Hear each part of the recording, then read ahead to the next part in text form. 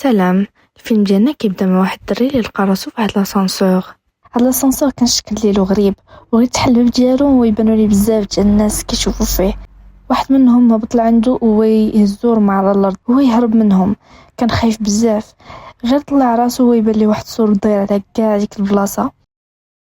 هاد الناس نيت هزوه ورماوه فواحد الزنزانه. كان الشكل ديال ديك الزنزانه مبين انها مصنوعه باليد. ويجي عنده واحد خونا سميتو البي يسولو على راسو وعلى سميتو واش عاقل على شي حاجه. رد عليه البطل ديالنا قال لهم لا، ما عاقل على حتى شي حاجه.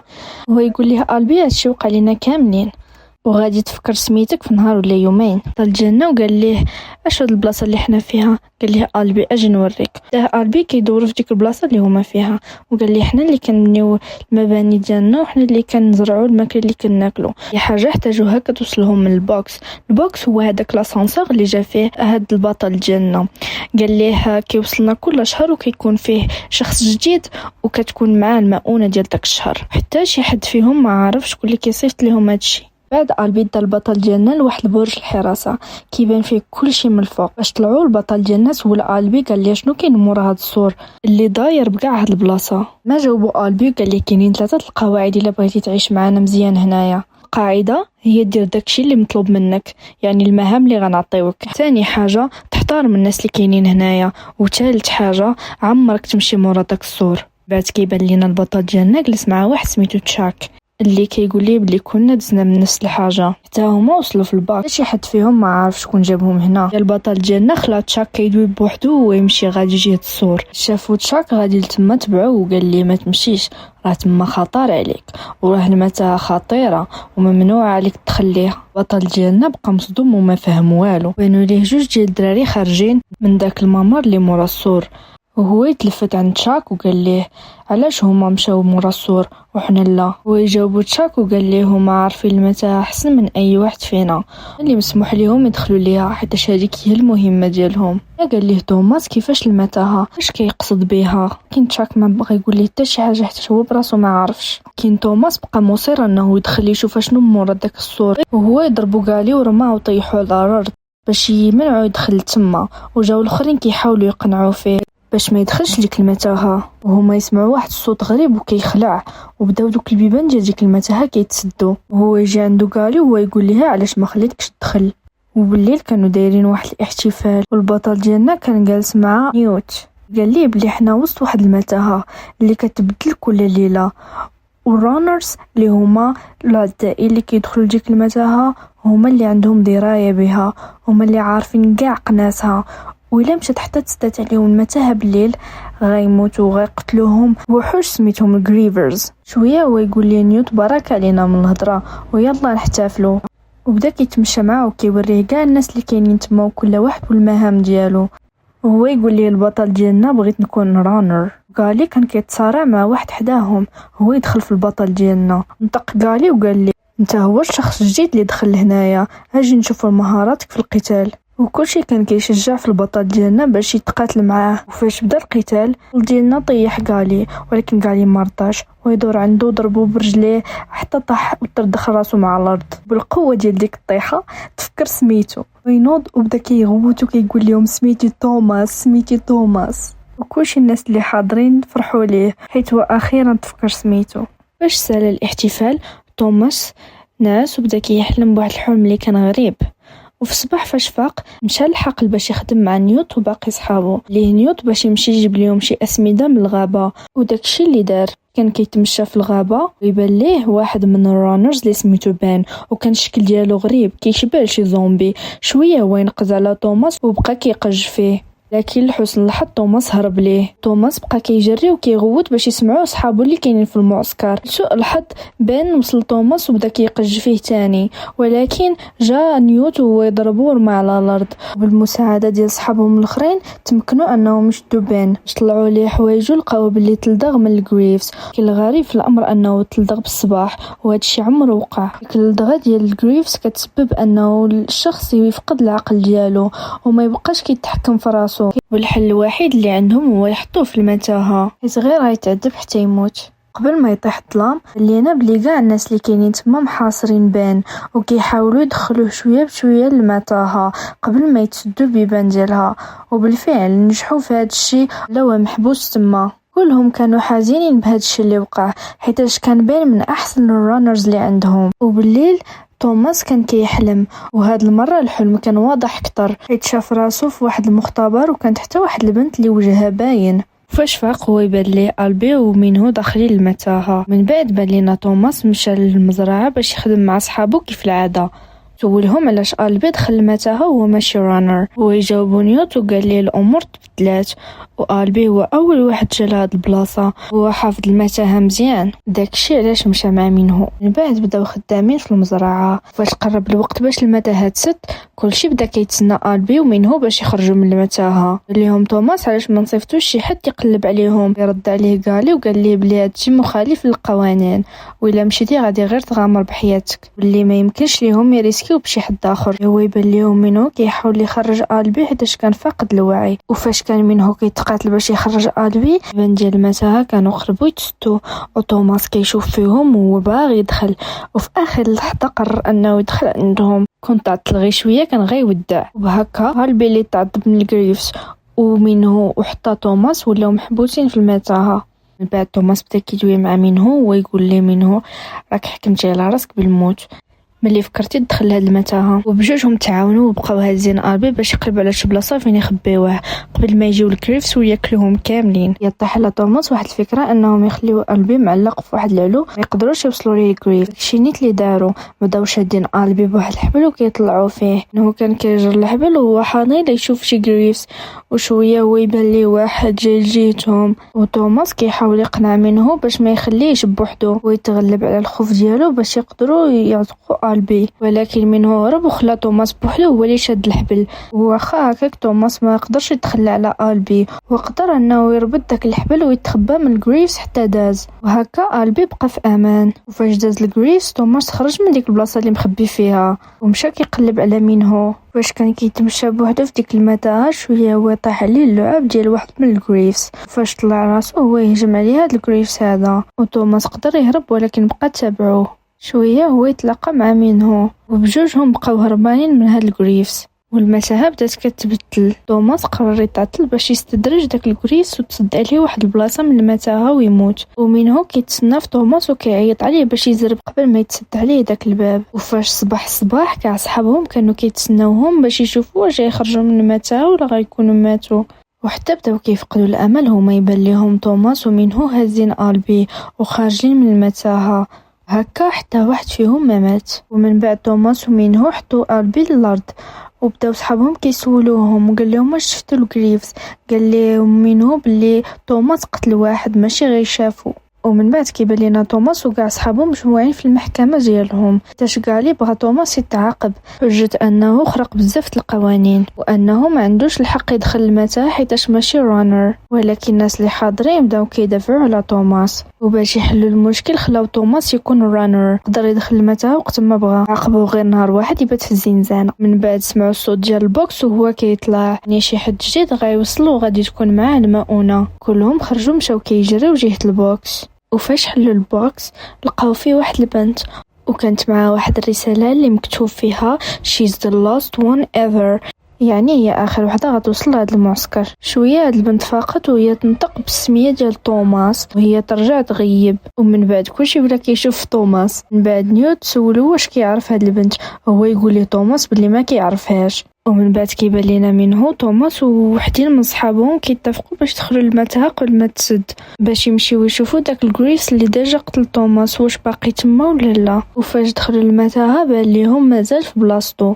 وكان ميت. بداو كيحاولوا يخرجوه، وفاش خرجوا لقاو واحد الحاجه غريبه في كرشو اللي كان مكتوب فيها ويكد وفيها الرقم 7. داوها معاهم وخرجوا من المتاهه قبل لا تسد عليهم. بعد داو داكشي اللي لقاو لنيوت، هو يقول لهم بلي نفس الرمز هو اللي كيجيهم في المؤن اللي كيوصلوهم في البوكس. هو يقول لهم توماس بلي غالبا نفس الناس اللي صيبوا هاد الجريفز هما اللي حطونا هنايا وخلاونا محبوسين في هاد المتاهه، واللي هادشي اللي لقاو هو اللي يقدر يخرجهم من تما. من بعد منه منه دا توماس لواحد المخبأ كيعرفو غير رانرز، حيتاش توماس ولا واحد منهم، وهو يوري واحد المجسم كبير ديال المتاهة كيبان فيه كاع الممرات ديالها. هو يقول لي منه بلي كون كان شي مخرج كون لقيناه، ويقدر يكون هادشي اللي لقينا في غريفس هو اللي غادي يخرجنا من هنايا. وبدا منه كيشرح لتوماس على المتاهة، وقال ليه بلي المتاهة مقسمه ل8 الأقسام، كل ليلة فاش المتاهة كتبدل كيتحل فيها قسم جديد. البارح كان القسم 7 هو اللي محلول، وغالبا تما منين كيجيو الغريفس، داكشي علاش اتفقوا لا غد ليه انهم يمشيو يدخلوا المتاهة ويتاكدوا من هادشي. ومن بعد جاو عندهم 2 من صحابهم باش يعلموهم بلي البنت اللي لقاو في البوكس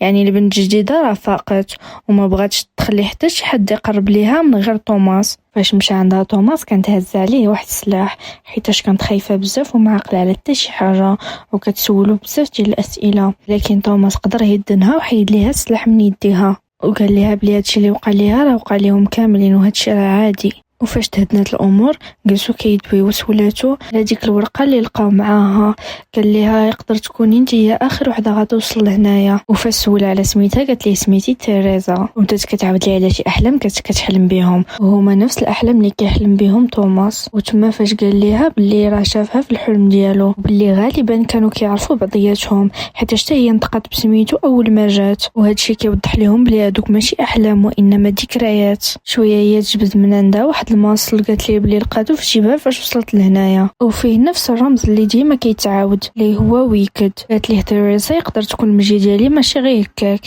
يكون عندها شي سبب معين. انا توماس تفكر البي اللي كانت تلدغ من الغريس جا باش يدق ليه داك الماصل حيتاش كان في حاله خايبه بزاف. وفاش سالا هو يجي عندهم كالي باش يدي توماس للزنزانه يخليه يبات فيها واحد الليله كعقاب زعما حيتاش دخل المتاهه وهو ماشي رانر. وفاش كانوا غاديين سولو توماس وقال ليه شنو المشكله ديالك معايا، وقال ليه كالي بلي ما كيتيقش فيه وباينه فيه عارف بزاف ديال الحوايج وعارف حتى ديك البنت اللي جات. فاش دخل توماس للزنزانه شويه هو يجي عنده تشاك يتجاب ليه ما ياكل، وشكروا توماس حيتاش تفكروا وبداو كيدويو بوبيه، وهو يقول ليه تشاك على واحد المجسم لقاه معاه، وقال ليه بلي ذكرى من والديه اللي ما بقاش عاقل عليهم ويمكن ما يعاودش يشوفهم مره اخرى. هو يقول ليه توماس بلي غتشوفهم وكلنا غنخرجوا من هاد البلاصه. وفاش صباح منهم مشى عند توماس وخرجوا من الزنزانه باش يدخلوا هو وياه المتاهه باش يديروا داكشي اللي كانوا اتفقوا عليه. وفاش دخلوا دازوا من القسم 5 ل6 حتى وصلوا 7، ولاش بغاو يدخلوا باش يتاكدوا واش تما من كيجيو الغريفس. وفاش دخلوا لقاو جزء من الحوايج ديال البان، وياهما يسمعوا واحد الصوت جاي من هذيك الاله اللي كانوا تلاقاو في الغريفس، وبدات كتعطيهم واحد الصوت وبقاو متبعينه حتى وصلوا لواحد البوابه، وهو يتحول اللون ديال ديك الاله اللون الخضر، وهو يتحل واحد ممر على شكل ثقب اللي كان فيه اللعاب ديال الغريفس يعني تما منين كيجيو. شويه هو يسكانيهم واحد الضو احمر وبداو كيسمعوا شي اصوات بحال صافرات الانذار، وهما يبداو دوك البيبان كيتسدوا عليهم. وتوماس ومنه كيجريو باقصى جهدهم باش يقدروا يخرجوا من تما قبل لا يتسدوا عليهم دوك البيبان. وفاش كانوا هربانين طاح واحد الجزء كبير مصنوع من الحديد اللي كان لابد تصفيه عليهم، ولكن ما نخافوش على الرانرز ديالنا حيت قدروا يهربوا ودخلوا من واحد الفتحه اللي قدرت تخرجهم من الجهه الاخرى، وهكا عتقوا حياتهم للمره الألف. فاش خرجوا من المتاهه تلاقاو صحابهم كيساينوهم، بداو كيعاودوا لهم على كاع داكشي اللي شافوا داخل المتاهه، وقالوا لهم بلي تلاقاو واحد الممر هو منين غيخرجوا. بعد مشاو عند البي حيت فاق قال لهم بلي عقل على كل شيء وتفكر كاع الذكريات ديالو. سولو توماس قال ليه شنو تفكرتي؟ شاف توماس وقال ليه تفكرتك انت كنتي ديما المفضل ديالهم. قال ليه اش جابك لهنا؟ توماس مصدوم وكيشوف فيه ما فهم والو. من بعد بداو كيسمعوا شي صداع على برا وكلهم مشاو كيتجاراو ويشوفوا اشنو واقع. لقاو بلي البيبان ديال المتاهه ما تسدوش واخا طاح الظلام، داكشي اللي خافوا منه وقع. الغريفس خرجوا من المتاهه وبداو كيهاجموا في الناس. قال مشى تخبى مع صحابو في البوكس وبقى تماك. توماس وتيريزا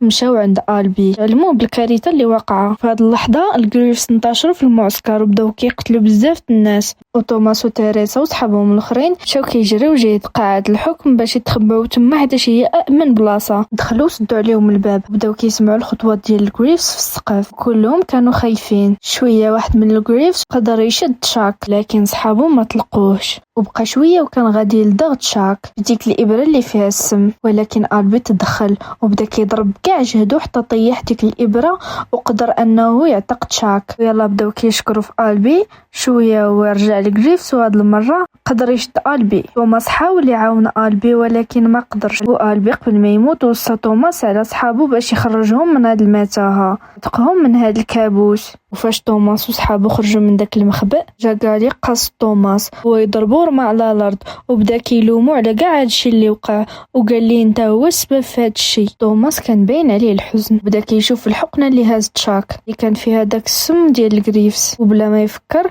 حقنها في رجليه باش حتى هو ترجع ليه الذاكره ديالو بحال ألبي. كلشي تصدم من هادشي اللي دار. ومن بعد كيبان لينا توماس حل عينيه حيتاش تيريسا حقنت ليه المصل المضاد اللي بقى عندها اللي نفسه كانت حقنة الألبي. من بعد داو صحابو كيعاودوا ليه على داكشي اللي وقع فاش كان مغيب، قالوا ليه بلي غالي ولا حاكمه هنايا، بلي قنع كاع الناس بلي انت هو السبب في كل شيء. وهو يقول لهم توماس بلي رجعت ليه الذاكره، قال لهم هذا ماشي حبس ولكن حنا تحطينا هنا باش يختبرونا. وهو يقول لهم انا واحد من الناس اللي حطوكم هنايا حيت كان كيراقب داكشي اللي وقع في المتاهه من سنوات. وهو يشوف تيريسا وقال لها حتى انت نفس الحاجه حيت انت كنتي خدامه معايا وحنا سبب في هادشي كامل. وهي تشوف فيه تيريزا وعينيها مغرغرين بالدموع وقالت ليه ما يمكنش هادشي اللي كتقول. وهو ينطق نيوت وقال توماس هادشي كامل وما كيهمش دابا حيتاش نتايا لقيتي الطريق اللي غتخرجنا من هنايا وعطيتينا امل في الحياه. من بعد توماس قال نيوت خصنا نتلاقاو شي حل مع غالي وخصهم يديروا شي خطه. من بعد كيبان لينا توماس وتيريسا جايبينهم عند غالي حيتاش بغين فيهم في المتاهه، ولكن توماس كان كيمثل باللي فقد الوعي وكان اتفق من قبل مع تيريزا ومنه وصحابو الاخرين وداروا خطه باش ينقلبوا على غالي. وفاش رجع ليه غالي بغاو يربطوا توماس وينوض بدا كيدافع على راسو وما خلاهمش يشدوه، وحتى منه صحابو الاخرين اللي كانوا متفقين معاهم عاونوا توماس، وهكا قدرت الخطه ديالهم تنجح. ولكن توماس ما بغاش يخلي حتى شي حد من موراه حيت حاول يقنعهم باش يمشيو معاه ويقاتلوا على الحريه ديالهم. وحتى من غالي حاول معاه ولكن ما كانش عنده الجرأة باش يريسكي بحياته. ولكن بزاف ديال الناس اللي كانوا مع غالي انضموا لتوماس. من بعد توماس وصحابو دخلوا للمتاهه باش يمشيو يخرجوا من داك الممر اللي ديجا عاود ليهم عليه توماس. وفاش كانوا داخلين بان ليهم واحد من الجريفز ووقفوا حتى يعطيهم توماس الاشاره باش يهجموا عليه، ولكن قبل قسموا المهام حيتاش تشاكو وتيريسا يتكلفوا باش يحلوا الباب والاخرين غيهاجموا الجريفز. وفاش توماس عطاهم الاشاره يهجموا عليه كاملين وكيضربوا فيه وكيدفعوا حتى رموا من واحد الحافه وقتلوه. ولكن ما سالاوش هنا حيتاش بداو كيهاجموهم جريفز وحدين اخرين وداو عاوتاني كيتقاتلوا معاهم. وتيريسا وتشاك قدروا انهم يحلوا داك الباب ودخلوا مع الممر اللي كان على شكل ثقب. فاش دخلوا لقاو واحد الباب وما غيتحل الا بواحد الكود. تيريسا رجعت عند توماس وقالت ليه يعطيها واحد الكود متكون من 8 الارقام. توماس مشى سول منه على التسلسل ديال المتاهه اش غالبا هو الكود اللي محتاجين وبدا كيملي على تيريسا. صدق الكود صحيح وكاع دوك الجريفز ماتوا وتوماس وصحابو نجحوا في المهمه. وفاش خرجوا من داك الباب بان ليهم واحد الممر اللي بقاو غاديين معاه توصلوا لواحد الباب اخر اللي كان مكتوب فيه خروج.